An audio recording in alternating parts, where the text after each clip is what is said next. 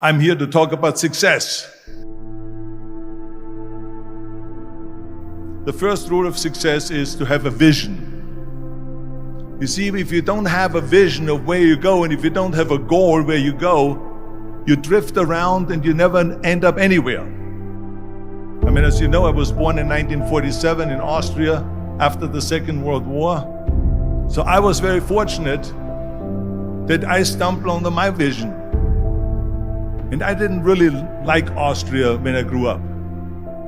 I couldn't wait to get out of there. I couldn't see myself becoming a farmer or a worker in a factory or anything like that. Even though my parents wanted me to stay there and have a normal life.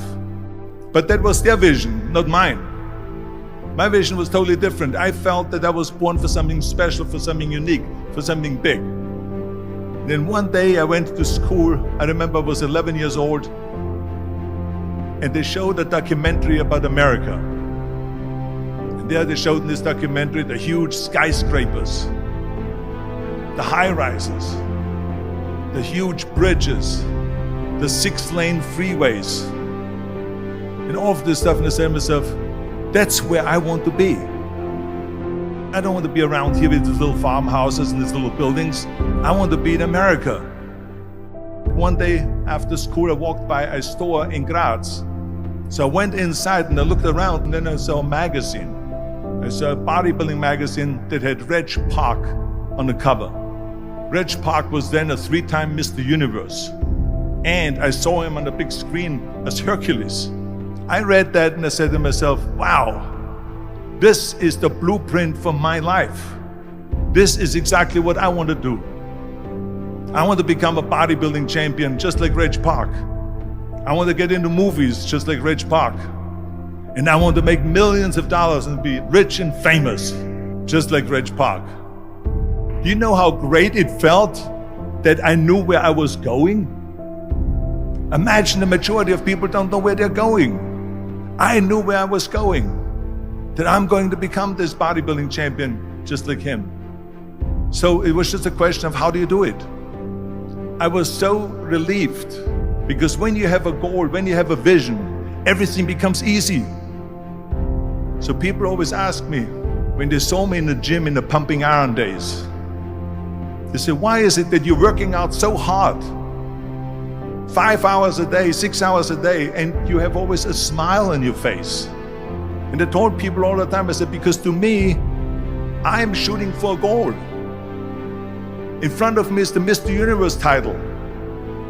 So every rep that I do gets me closer to accomplishing that goal, to make this goal, this vision turn into reality. Every single set that I do, every repetition, every weight that I lift will get me a step closer to turn this goal into reality. So I couldn't wait to do another 500-pound squat. I couldn't wait to do another 500-pound bench press. I couldn't wait to do another 2,000 reps of sit-ups. I couldn't wait for the next exercise. With the age of 20, I went to London and I won the Mr. Universe contest as the youngest Mr. Universe ever. And it was because I had a goal.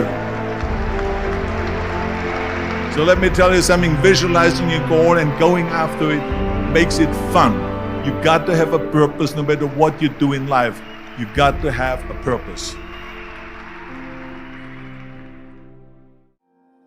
74% hate their job in America. Now, there is not much different when you come to Europe. The majority of people don't like what they're doing, because they're really not doing it because they didn't have a goal and they followed this goal. They just aimlessly drift around, and then all of a sudden there's a job opening, so they get that job because you have to work. But then when you work, it's a chore. It's work. It's not fun. So if you think about, only a quarter of the people really enjoy what they're doing in life. That is unbelievable if you think about it. So I felt so blessed that I knew what I was doing. It's like a medical student that studies and knows he wants to become a doctor. You know where to go. And the same thing is also in politics. I remember that in politics, I had a very clear vision that I will be the leader of California. This is as far as I could go because I was not born in America, so I could not run for president. So being the governor of the fifth largest state, the largest state, the fifth largest economy in the world, was for me really the ultimate title, the ultimate accomplishment in politics. So even though people came up to me and says, why don't you go and run for something smaller, you're never gonna make it. I ran for governor, and then 2 months later I became governor of the state of California. Again, because I had a very clear vision what I'm gonna do with California. So that's rule number one, have a vision. Rule number two is, don't listen to the naysayers. Don't listen to the naysayers.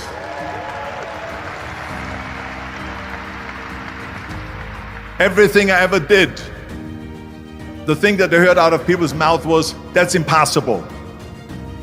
That can't be done. Or no. That is exactly what I heard, and of course I proved to the people that it can't be done.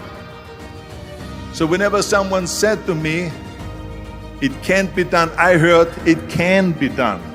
When they said no, I heard yes. And when they said it's impossible, I heard it is possible. I'm a strong believer of what Nelson Mandela said, that everything is always impossible until someone does it. Well, I'm gonna be the one, I said to myself, I'm gonna do it and I'm gonna show it to them. Maybe it has never been done before. That's perfectly fine with me. But I'm gonna do it. And I did not listen to the naysayers. It's all about the hard work that you put in. I said to myself, in bodybuilding I worked out